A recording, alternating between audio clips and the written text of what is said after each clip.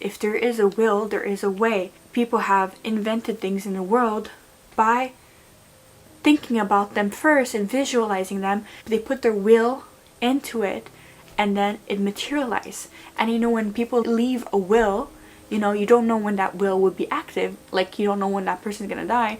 But when they do, whatever is in that will gets materialized.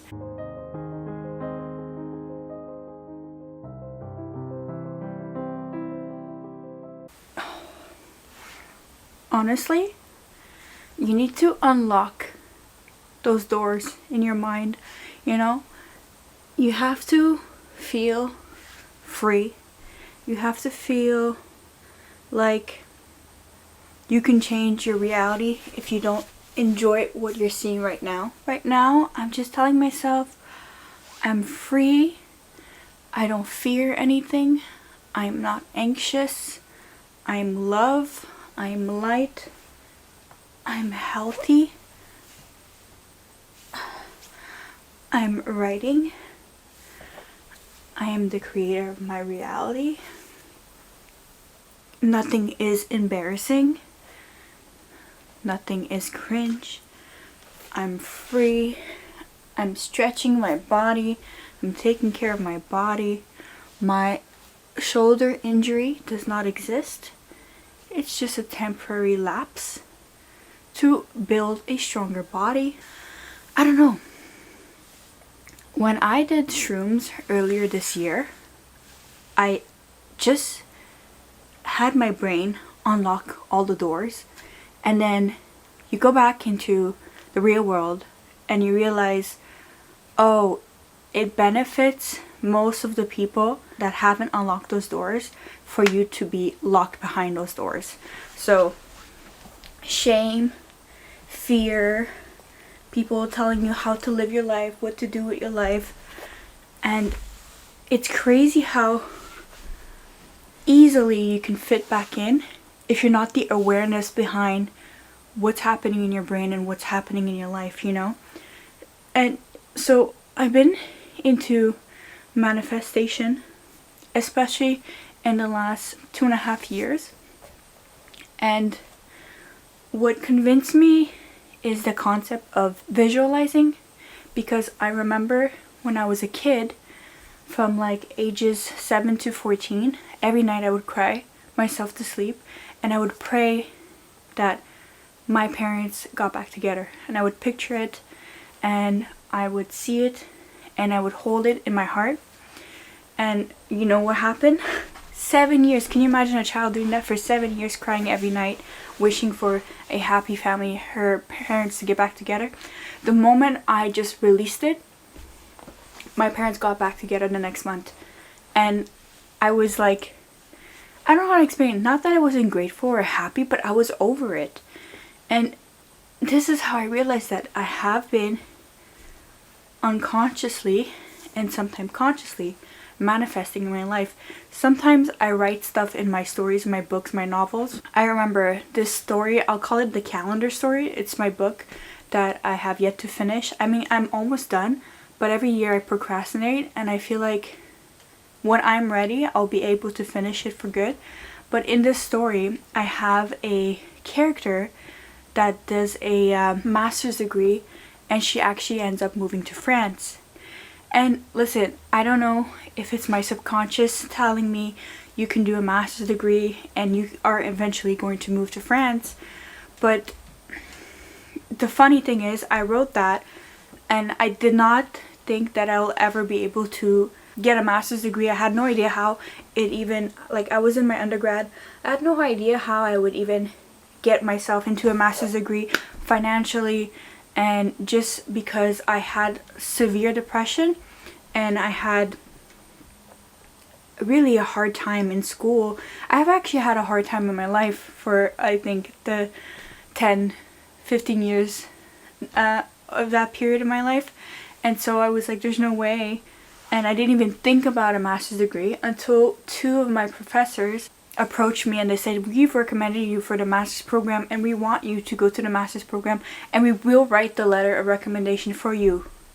I didn't even have to ask it, right? So it was just something that I contemplated in passing and I just let it go. But the funny thing is my reality reflected someone who was capable of doing a master's degree in French literature. And anyways, it's so funny to say, but everything that you create like resistance in everything and anything you want to do, and in everything that you desire. It's as easy as putting the intention, feeling the feelings of having your desire, and just going about your life. You know what I mean? My biggest fear, now that I really think about it, and the reason why I've been so depressed and chronically ill, like not only mentally but physically, is because I stress about everything that has already been worthy of stress and that has already happened. You know, I can list all the things that I was afraid for them to happen, and they happened. And like, I'm so grateful that they did, man. Like I'm free now. Like, it's crazy if you really think about it. If your worst nightmares become true, there's nothing left but to like having your biggest dreams come true, if that makes any sense. Now, I think it's part of the journey to kind of let go and let it happen. So some of my worst nightmares, for example, opening myself up about who I truly am and how I truly feel, and being honest about myself and my past to someone, and at the end being betrayed by that person and understanding like that person just unlocked so many of my doors, and then just to like not want what I wanted and to just be playing the entire relationship. Like, and you know, after going through that, it actually healed my fear of abandonment. Like, whatever it took like 15-16 years to overcome that, just releasing and letting someone in fully and having that heartbreak within 3 years, like that was how I cured that feeling. You know, like I used to go to bed and cry and be like, I don't have someone who loves me, I don't have a relationship, I don't have friends that care about me, I don't have parents that care about like my mental, emotional being, like they care about my physical safety, I feel. But it's like I always had a little bit of resentment that they didn't really know me, right? And I've let all of that go now, and I'm like free. And the funny thing is, I'm so free that I'm free to love myself finally. And I've been doing that, and that's how, I'll say, like 2 years ago, like over 2 years ago now, it was back in 2023 in February, after like my partner hurt me and betrayed me, and it was the last time I self-harmed in the bathroom while we were in a trip to Montreal. And I realized that like this is what I'm doing to myself in some way. You know, you cannot control the world around you, but you can control inside of you and what you do with yourself. And it's like, it's funny because you'll have moments where you make that decision and you embody those new feelings and you go for it. And that's what I think manifestation really is.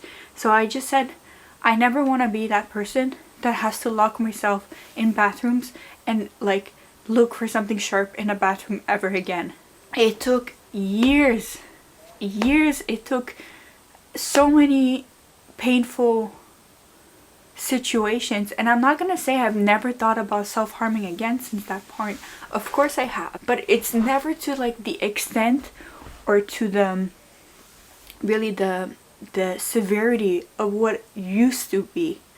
And that's just so insane to me, because you know, when you self-harm for 14 years, you don't think that you can ever get rid of it. Like at that point, it was almost half of my lifetime I had been doing that to myself. And I always thought that I would look at my arm and feel like so angry and so how you say, like tainted in a way. Like it's like I'll never be able to get this skin I had before. And now, I don't know when that shift happened. It's like, oh shit, like good. Like you overcome that. Like I'm proud. I'm proud. Like this was me, and this is the me that I released to be the me that I am now. And like every day you can reinvent yourself, every single day, every single moment. And I think that's truly the key. And if you're in an environment, or if people around you don't believe the way that you do, it's gonna be more difficult. But you owe it to yourself to live the best life that you can for yourself. I've always been lucky in a way that from a young age, when my world crumbled, I slowly crawled my way through and found my purpose. And my purpose was to share stories and talk, you know. And I knew one day I'd talk about my experiences in a way that doesn't put the past me down, doesn't put the people around me down, but like acknowledges like what happened and why it had to happen. And I'm not saying that you should just like forgive people or get over it, but at the same time, I kind of am, because you have one life. All this to say, not only that I am grateful that I have a purpose and that I can work towards my purpose, but also I realize that part of my purpose is me, myself, and I. And when you get to change yourself, you get to change the world. This is a quote that I always remind myself, is that we're not on our journey to save the world, but to save ourselves. But in doing that, you save the world, by Joseph Campbell. And Joseph Campbell was a writer and professor, and he studied all the myths from like the ancient Orient myths to Western myths, and he's the one that like kind of coined the hero's journey. And the way that I reframed my life to see it as the hero's journey is how I started this channel, because it's not selfish to say that you are on your own hero's journey. You know, you are the hero of your own life, and by, you know, cleaning up your life or shaping it and creating it in the way that you want, you help other people around you, and you be the change that you wish to see in the world. And yeah, I don't know, this was like a sit down video. I just wanted to release some of the emotions. Again, this isn't part of like opening up myself and not being afraid of being seen or being seen vulnerable. And the funny thing is, like, my shoulder and back pain right now, just after talking, has released tremendously. And actually I could feel that, like, with changing my mind and with remembering how free I truly am and how grateful I truly am, it's like pain and shame and all those negative emotions, and by the way, they will come about and they will come back, but all of that I've been feeling just gets released, you know. And I don't know, I just feel so good, and I need to stop forgetting that at any point and at any time I can feel this way, and I can create the world of my dream and create the life of my dream. That's why it's so easy to follow a routine and subconsciously forget about everything that you truly desire and you truly manifest, because you get stuck in loops, you know. You get stuck in loops of complaining, or of letting other people dictate your life, or of trying to please other people. And then once you get away from that and really try to embody what you want from your life, and you try to really tap into what you really want and what you really feel and how you really want to feel, then your life can be beautiful every single day. It doesn't have to be in a year or 6 months when you make that move or when you travel to that place.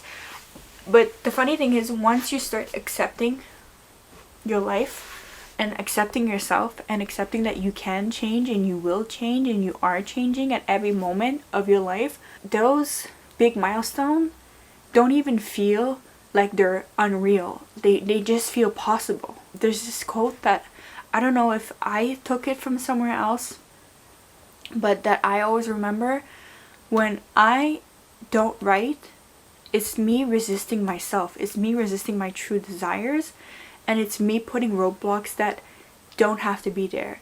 And then every time I write something, and I work on my book, I work on a script, I work on something that I'm proud of. Obviously, it's not you write something and it's perfect, right? But you're working on something, you're chipping towards your dream. You know, my dream is not to be an author, because I am already an author. I am already a writer. You know what I mean? Like, every time I realize that, it's like my reality just has to catch up to who I am, right? And it's a writer.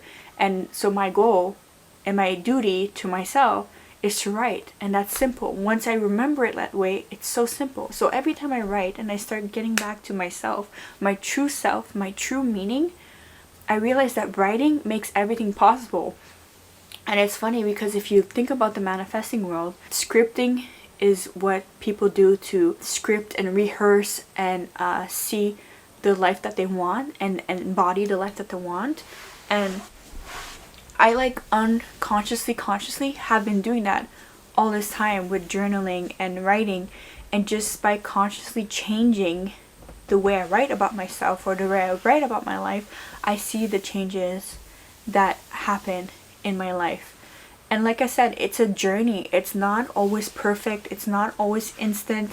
And that's okay, because it's the lessons. It's the daily, every day that you have of your life, even if it's a good day, a bad day, a medium day, or whatever, is a day to be thankful for.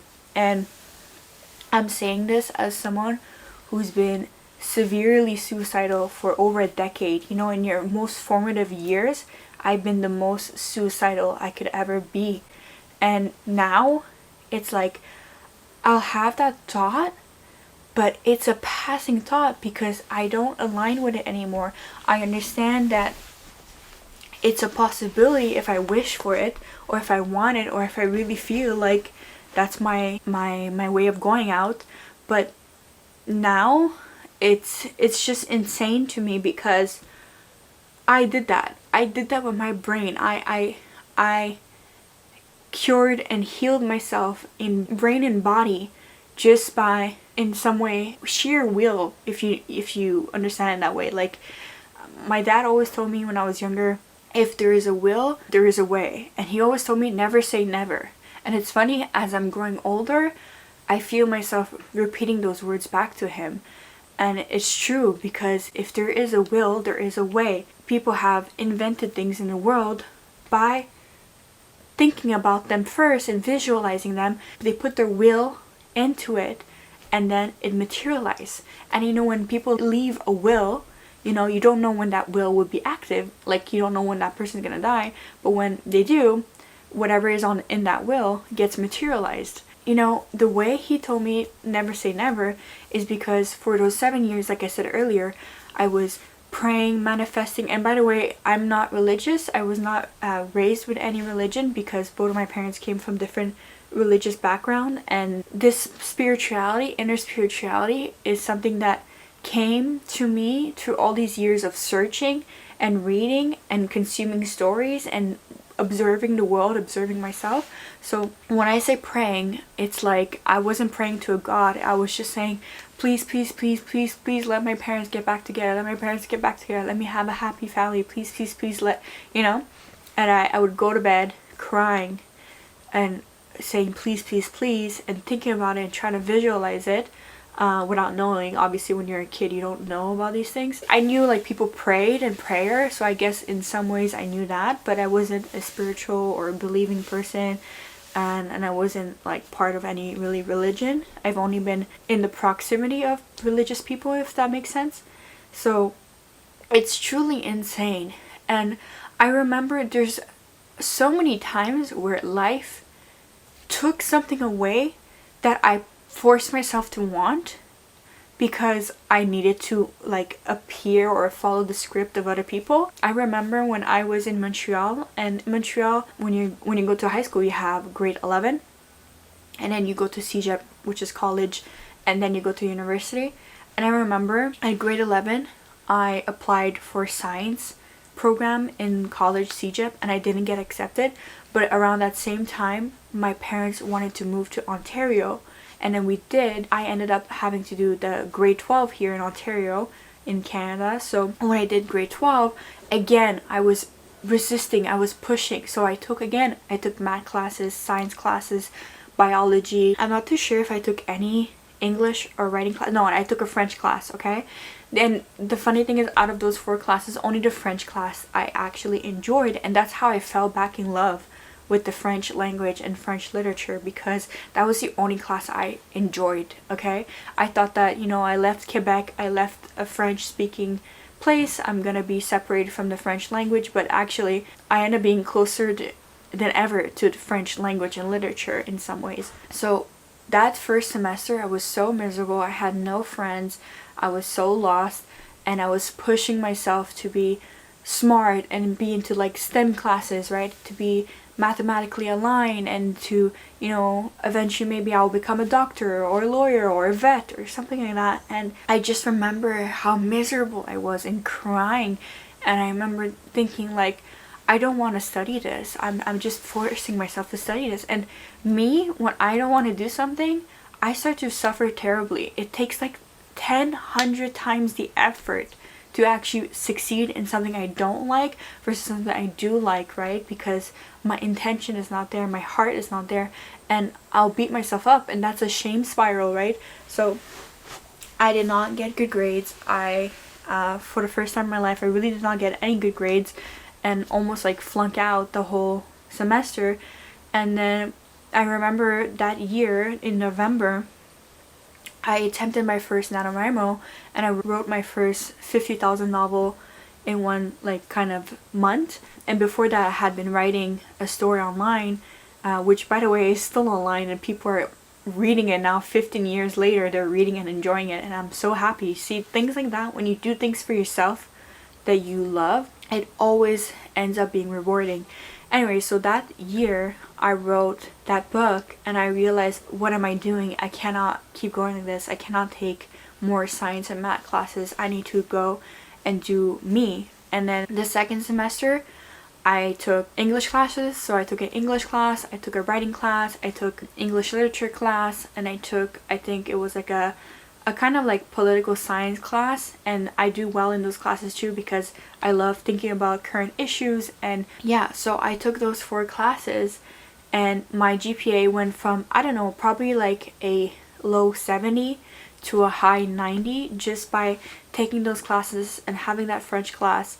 And I was so afraid. I was like, holy shit, I might not get into university. I might fail again and not get into university. But the difference is, this time I listened to myself and I chose my path, despite what my parents were saying, or despite what other people were saying, or despite how I was supposed to react and show up in the world. I got accepted to all 3 universities I applied. I got accepted to back then it was called Ryerson University. I think they changed the name. I don't remember what the new name is. York University, and the University of Toronto, which was my dream university. So not only that, I had known a girl from a friend of mine in high school that was attending University of Toronto, and I always wanted to go to University of Toronto. And this was before we decided to move. This before my parents really wanted to move and couldn't make a living in Quebec anymore because of the French language that they did not know.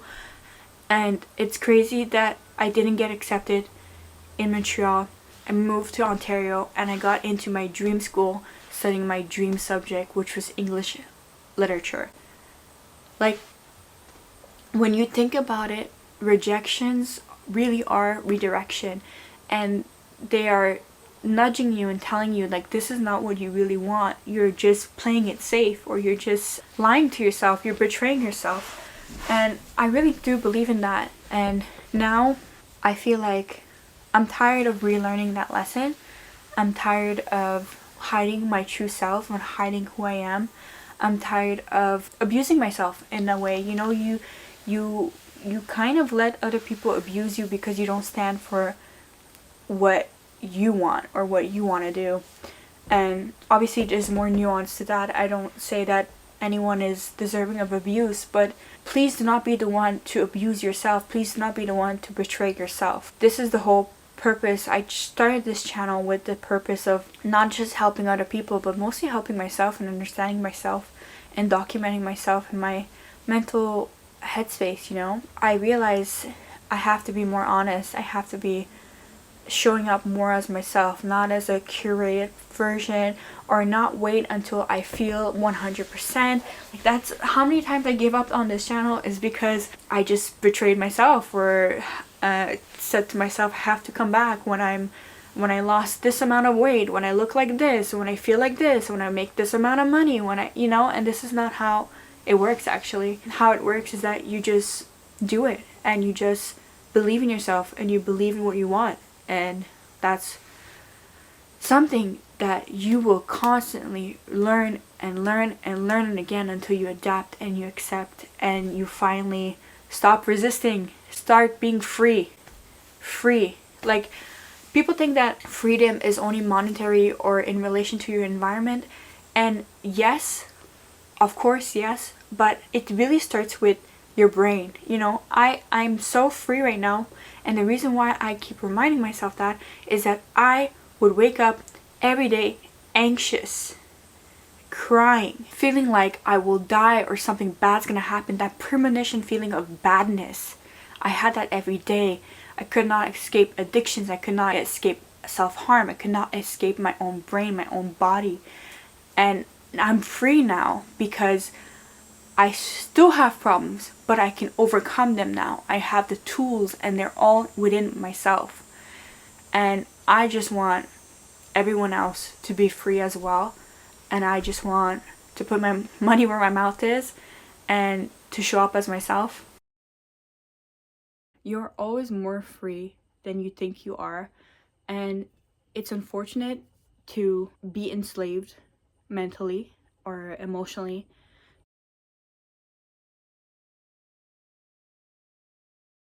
to your environment or to other people when you can choose to free your shackles, you know? If you have someone controlling you, or if you have people trying to abuse you, then you are free, you know? You are free. You just within yourself, you say, I'm not listening, I'm not paying attention, I'm just doing me, I am free, I am content, I am, you know, able to do anything I set my mind to. And that's something I wish I had learned sooner. But again, I don't care, because I had to learn it the way I had to learn it to actually embody it and I actually recognize it now. So you're free. You are light. You are the creator of your reality. You are the writer of your reality. And I will see you on the next shelf. Guys, you'll think that you're crazy, but you're not. I got this book. It's called Big Handwriting Practice Workbook for Kids, and it has a cat. I love cats. And I just flipped through it. I'm like, okay, why did a publisher give me this book? I don't even remember like applying for this book or getting, you know, but I'm going to receive this gift, and actually I'm going to regift it because in a month's time we're going to a baby shower of like a close family friend, and this is a perfect supplementary gift because when they have a kid, when they have a child, like in less than a few years, they're going to be able to use this book. So crazy. So crazy. You even get gifts that are not for you when you're in alignment, if that makes any sense. So happy.